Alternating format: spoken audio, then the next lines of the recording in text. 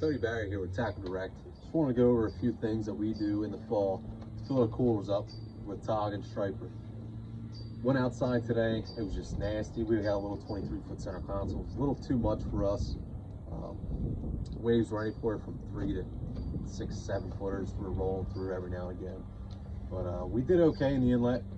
Caught a lot of fish, a lot of shorts, no keepers really, but this is the basis, and we do this a lot in the inlet, especially in the Barnegat Inlet.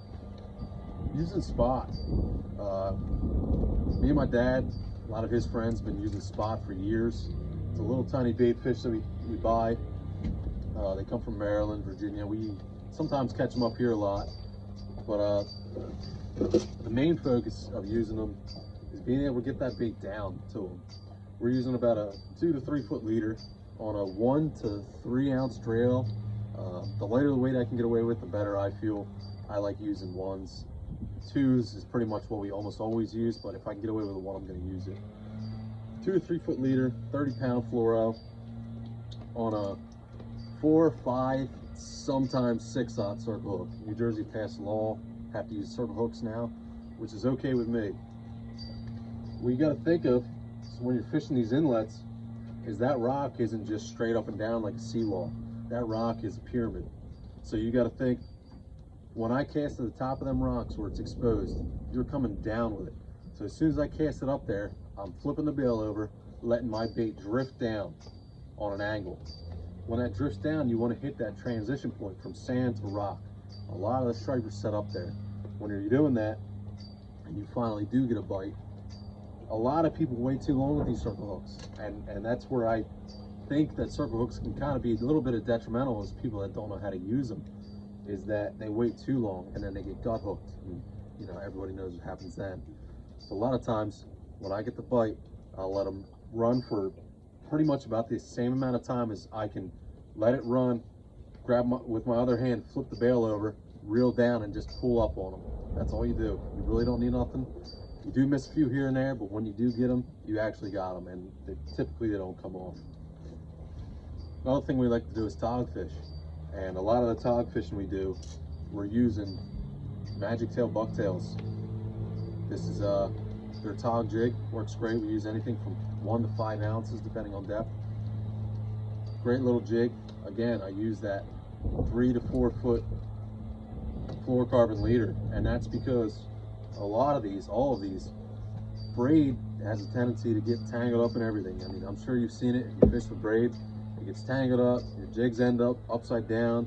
I like the jig for sea bass a lot. They get flipped up, you reel them in, it's spinning like a son of a gun.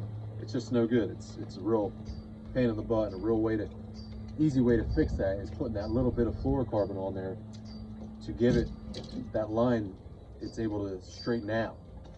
It takes care of that. When we get outside in the ocean and we're able to drop down to the bigger fish, you know, say 40 to 50, even 55, 60 inches, I like to beef it up. I like to go with a 400 Tranx on a 7'11" Phoenix M1 inshore. This thing's rated from 2 to 6 ounces. It can handle pretty much anything I've ever given it. And I do the same thing. I'm using 65-pound braid, anywhere from 40 to 65 pound. I like 65 because I'm not losing any capacity of line. I'm able to keep a ton of line on my reel for whatever depth I'm fishing, keep it straight, and it's got it behind it where I can really pull those fish up. These longer rods, a lot of people are scared of using the 7.5s and 8s. It's all about control. I'm able to control that fish where I go. I got that much more leverage on them. I got that much more control of where they go. When they get up close to the boat, I'm able to net them real nice and easy.